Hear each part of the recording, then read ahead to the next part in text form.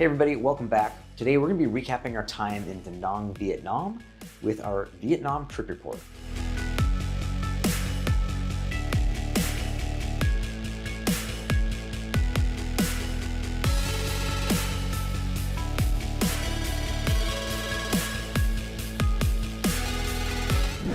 If you're new here, we're Joel and Michelle, the Wandering Hartz, and we've been traveling full-time since 2019. And we're helping you live a more abundant life by traveling abroad. Now, if you've been a subscriber of this channel for a while, you know we've been trying to get to the Southeast Asia for some time now. And we finally got to spend 3 months in Thailand and also 5 months living in Danang, Vietnam. So today we're going to discuss that. We're going to talk about kind of getting to Vietnam from the Philippines, which is where we were prior to that. Also, our visa dilemma that led us to the Philippines in the first place, instead of directly to Vietnam. And also apartment hunting in Danang, and just a ton of other tips from our time there. But before we get into it, if you're not a subscriber to our newsletter, be sure to sign up. You can scan the QR code on the screen there. We share a lot of kind of behind the scenes and our experiences and also some travel tips every week. We also have a quick start travel guide to Da Nang if you're interested in checking that out.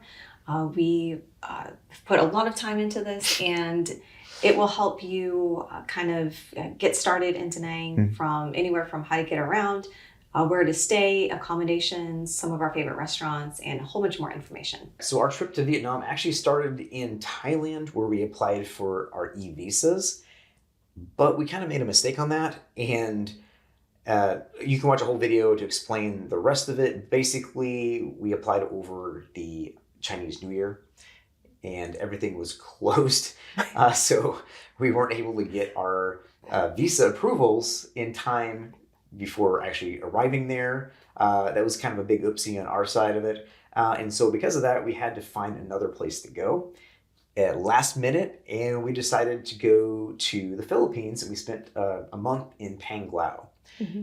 If you've watched those videos, you'll know that we really regret that month in Panglao. We pretty much couldn't get out of there soon enough. We got a little bit of a love-hate relationship with that area. It's absolutely gorgeous, but just things didn't align right. So we were super happy when we got on the plane and left Panglao before finally arriving in Danang, Vietnam. And we ended up arriving at night, which is, I think most of the flights that we saw all kind of came in around the same time. And that was on what, Cebu Air, I believe. Yeah, it was fine. It's just a budget airline, so it's like Ryanair. Yeah, so you're going to pay for everything separately. Yeah. But yeah, so after that, when we arrived, you had already booked a hotel for us. Yes, I booked a hotel for 5 nights, and also included, I think, a pickup at the airport, or we paid a little bit extra to have a pickup. So I just decided to do that because we're coming into a new city, a new country. At night, which we usually don't like to do, but it's just how it ended up. So it just made it a lot easier to have somebody meet us at the airport and take us to our hotel. So yeah, we were there for 5 nights. We thought that would give us enough time to find an apartment, and it didn't. Basically, everyone kept telling us that you just show up, you could have like an apartment like the next day or within a few days. And things have shifted a little bit, and so it took us a lot longer. I think what it was... About 2 weeks. Yeah, 2 weeks in total before we finally got into a longer term stay. And anyways, I've done a whole video about everything you need to know about getting an apartment in Vietnam. So definitely check that out. It will save you a ton of time, and also explains kind of the different parts of town as well. So we stayed in 2 different apartments in Da Nang, and the first one was right across from the beach. That was a great location, and this was in the Mian district. The second one was also in the Mian area, and kind of right in the heart of the Nomad kind of expat area, just a few blocks from the beach as well. And in that whole area, there are just tons of cafes, coffee shops, restaurants, bars, co-working, karaoke. Lots of karaoke. So there's pretty much everything you could want right there. So that area is also very touristy. Mhm. Lots of expats live there, and also it is kind of the party area as well. It is super easy to get around by Mhm. foot there. We could walk pretty much everywhere Mhm. in the Mian district and to the Yeah. beach. So yeah, that was nice. Yeah, one thing to note, you're gonna be walking in the street there. Yeah. It's, Oh yeah. traffic and driving there is a Yeah. little bit something to get used to. And also crossing the street, uh, to get to the beach is a whole other level of an experience. So, just be warned. Oh, we have a green light.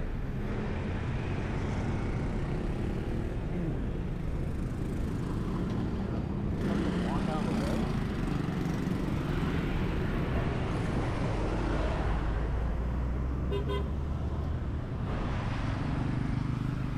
It's basically, if you don't know what you're doing, just find a group of people that look like they've been there before and just follow them.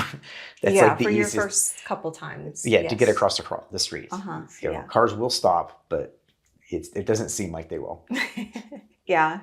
Yeah. So we were there in high season, and that was, I guess, March, April, May, June, June. and into July. Into July. Even though Yeah. it is very, very hot there, there's still a lot of tourists that come Yeah. to that area. Well, I mean, it's international too. Yeah. Like, there's people from all over, lots of Chinese, Koreans, Mhm. you name it. Like, of course, a lot of Western Europeans and stuff too, Australians. Yep. So it's a very popular place, again, which is why it becomes a little bit harder to find longer term accommodations, I think. Hmm. Surprisingly, we found that there's a really good community there, especially of other nomads and even some other slow travelers that we met too. So like, you can find a lot of stuff that's going on some of the Facebook groups, but there's like nomad meetups.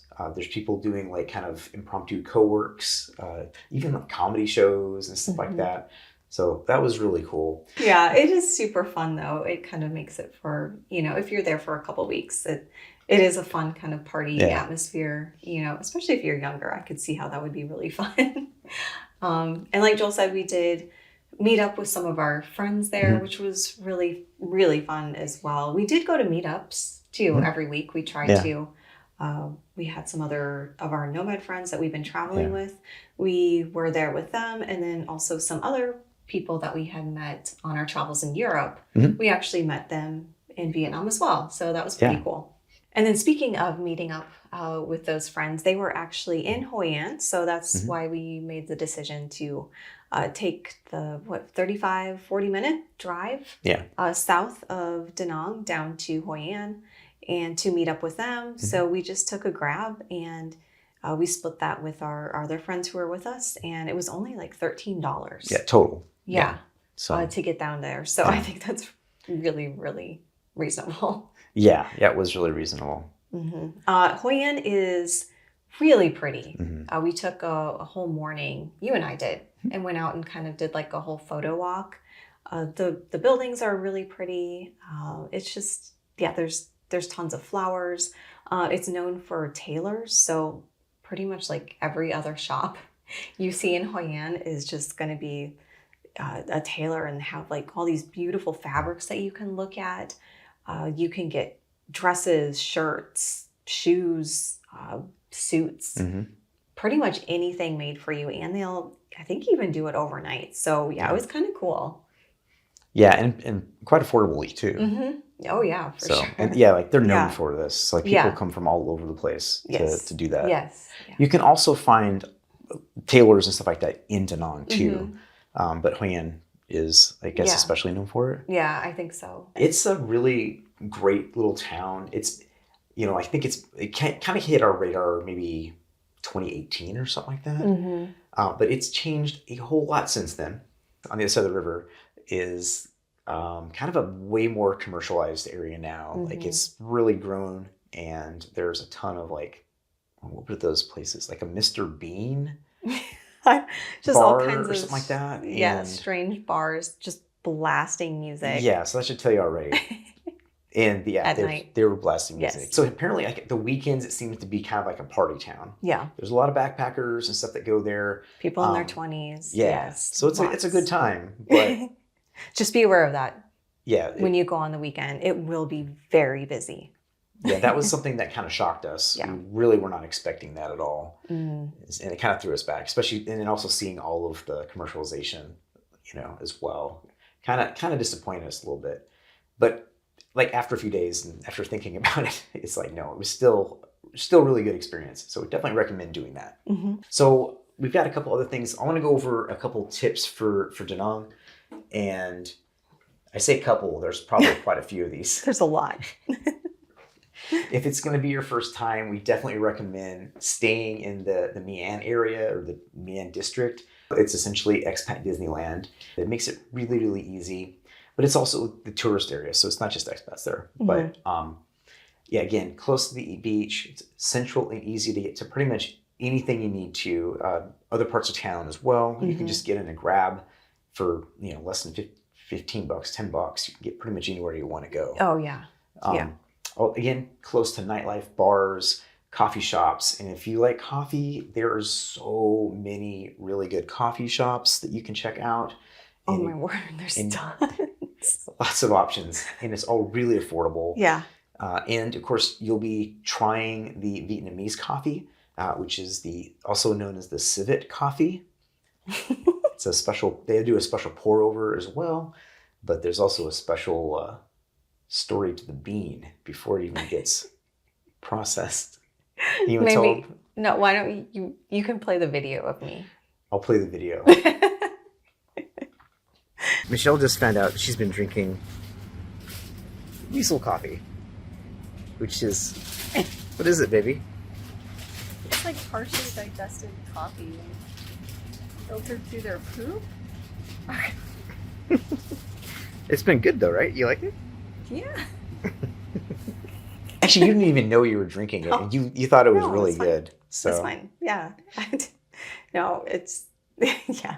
I mean, there's all kinds of coffees though that you can get. I think I had coconut coffee for this first time there, and it was amazing. It was so good. Yeah, I think probably one of my favorites. So yeah, if you're a coffee lover, you will love Vietnam. Yeah, so another thing is it's super close to the Vincom Plaza. That's the mall that's there. It's about 8 to 10 minute grab ride, and that also has a big Winmart grocery store. So if you need to find, a few more things than some of the smaller markets in the Mian district, you can go up there. Mm-hmm. Also, go ahead. I was gonna say it's the mall in the peninsula.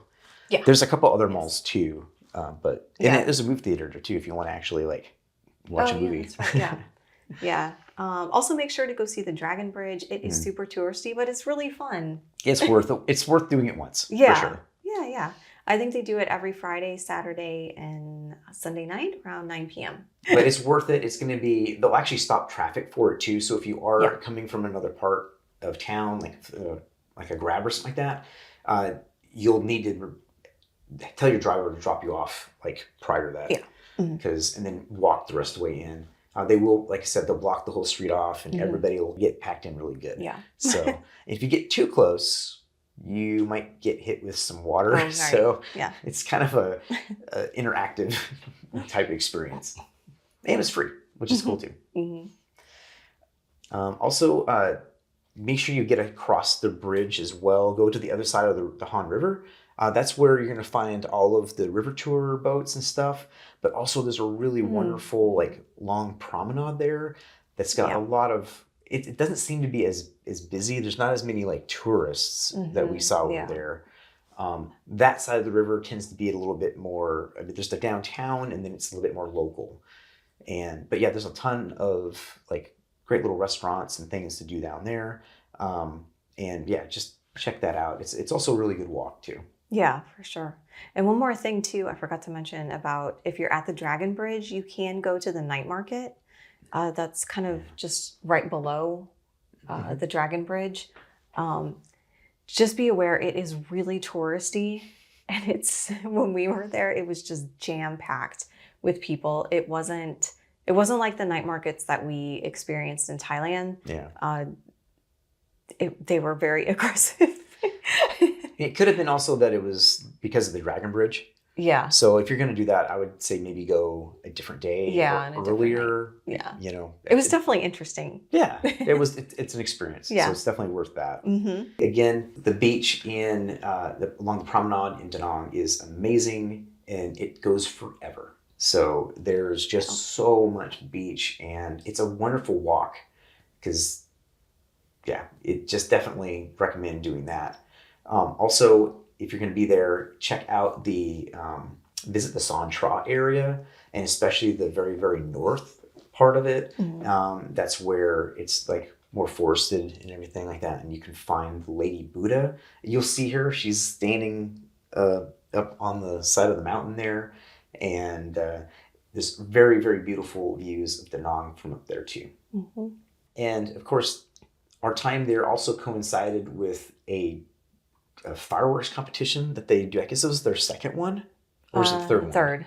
It was their third. Their third yearly one, and it's Yes. like a worldwide competition, Mm-hmm. and it's actually it went over several weeks. Mm-hmm. It was like 5 or 6. Yeah, about 5 or 6 weeks. Yeah.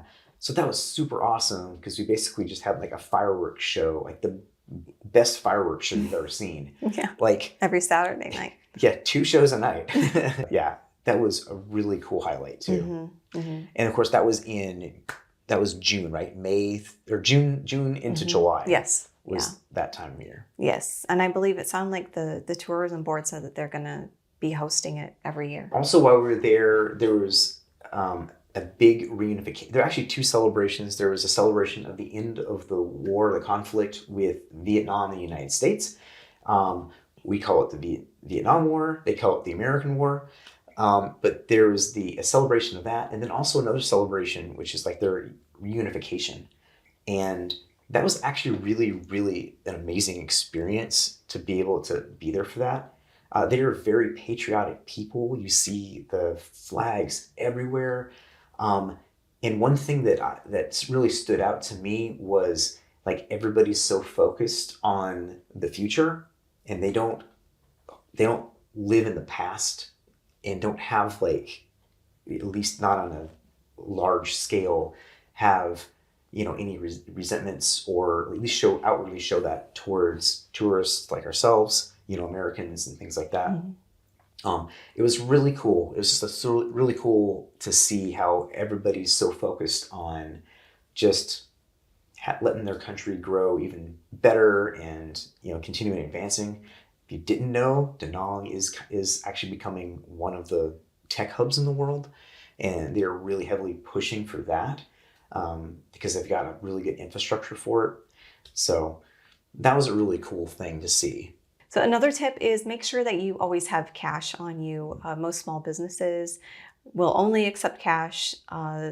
However, in the Mian district, which is what we kind of call the expat Disneyland, you can pay with credit card. Mm-hmm. Just expect to pay about a 1% to 4% fee, mm-hmm. I believe. And they usually, I think almost every time, they've always told us, there's going to be a fee added on, if you want to pay by credit card. Mm-hmm. And it's fine. It's not that big of a deal. If you have a Vietnamese bank, you can pay by a QR code. Yeah. Also, if you're trying to get around, honestly, the easiest way, besides just walking around, is using a Grab. The thing is, you can rent a motorcycle, but you have to do your due diligence with that.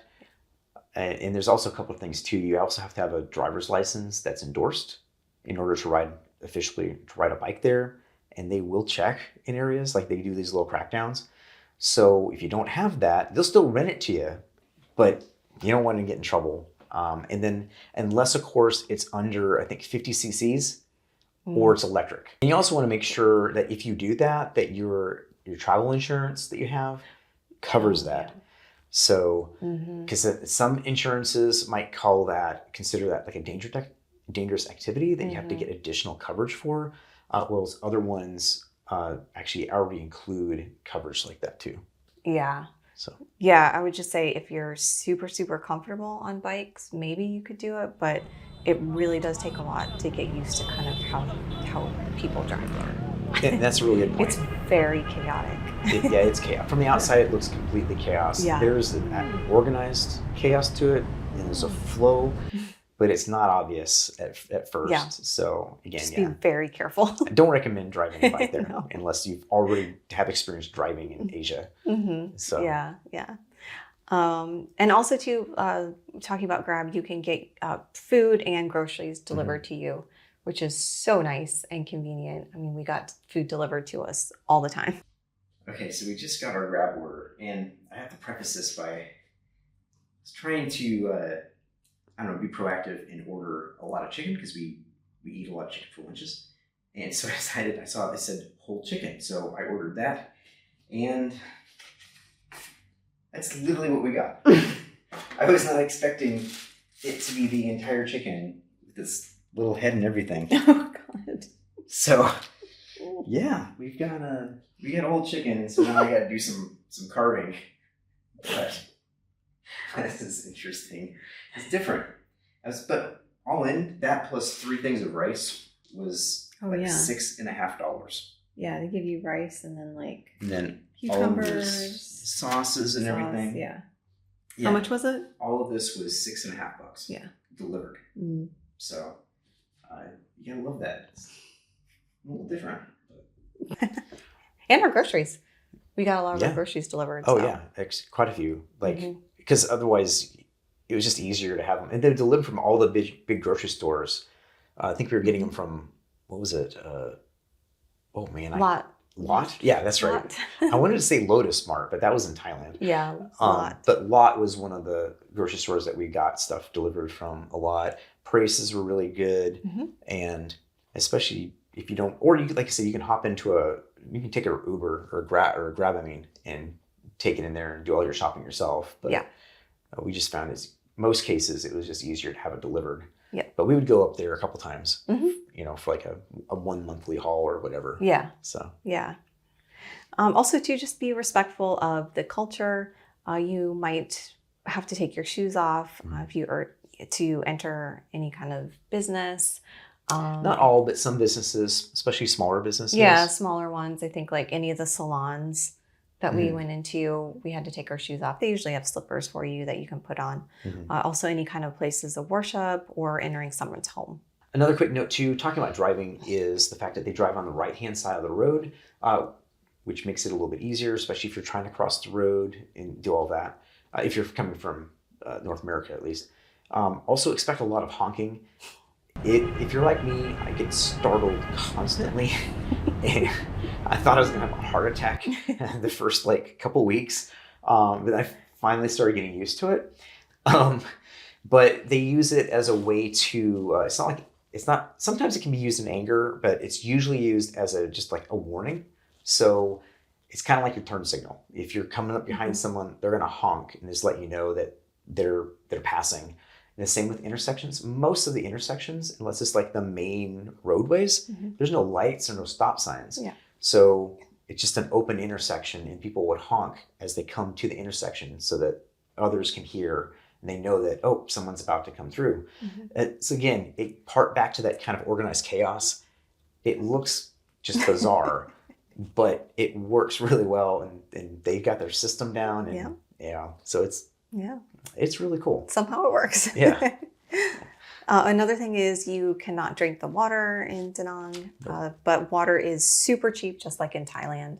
So we have been already in Thailand and Philippines before that, so we were used to getting our water, and you can get big like liters of water for really cheap, like $1 or $2, I think. Yeah, like $1 for like if you get like the big, 20-liter things, they're super, super affordable.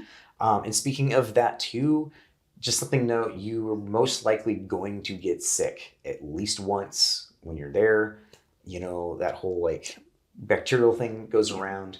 All of us got sick. We all got sick. Everyone we were traveling with got sick, and multiple times. There was at least one of the two of us sick, oh gosh, every other week.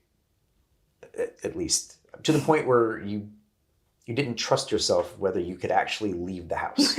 So usually it was like just like a day or two like that. And I think a lot of it has to do with maybe cleanliness when it comes to, I think, vegetables. And for whatever reason, it wasn't, our systems weren't used to it. So just prepare for that. You can get like Imodium and, that type of thing to help you with those things at the local pharmacies. Yeah.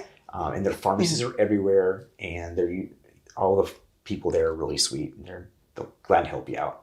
So as we mentioned, we did spend about 5 months in Da Nang, and we did decide to extend our stay there. So most countries do get a 90-day visa in Vietnam, and we do recommend applying for your visa at least 3 to 4 weeks before you intend to visit. Don't make our mistake. Yeah, don't make our mistake. And so, we extended, and we used a reputable visa company in Da Nang, and we took the bus to Laos, and that reset our visa. And we do have a whole video detailing our experience about that if you want to go ahead and watch that. And so that takes us to when we left Da Nang and left Vietnam. And actually, again, we left through Da Nang Airport. A couple of things on that. The airport it's a really nice airport, but it's also really expensive, especially if you went to get things like coffees. What was your coffee? Yeah, my coffee was, I think, like $7 there, so that's pretty high. That's about how much you spend in the United States for a coffee. So yeah, even Burger King was expensive. Yeah. Like a lot of stuff was expensive. So if you're gonna have to be stuck there for a little bit, just be a heads up on that. Or you might be better off going ahead and paying for one of the lounges they have there. I think they're between $25 and $35 per person. And another thing too is on your way out, you're gonna still need to show your e-visa that you had that got you into the country. So make sure you have that handy, like on your phone, or print it out or something, because they will ask for it too. Yeah. All right. What else do we got, babe? So I think our time in Da Nang was really, really good. We loved Vietnam. I wasn't really sure about it, but we did end up liking it. The beach and the promenade there is amazing. That is actually one of the main reasons why we decided to go, is to have that kind of beach life and live by the beach. So it was great. We loved it for that. The food is amazing. There's not just Vietnamese food. There's a ton of variety of food that you can get there. Yeah. You can get lots of American food, Korean food. We had lots of sushi. There was a fantastic Japanese restaurant. Yeah. OG. That we went Go to to. OG. So again, we loved the food. It was amazing. It's all good. You can't go wrong. There's even Mexican restaurants, like 4 Mexican restaurants there's lots in of town. Just kind of weird. And they're all really good. Yeah, we were just completely surprised. So don't worry if you think you're going to get tired of the same stuff. Not in Da Nang, at least, you won't. Yeah, lots of options. Yeah.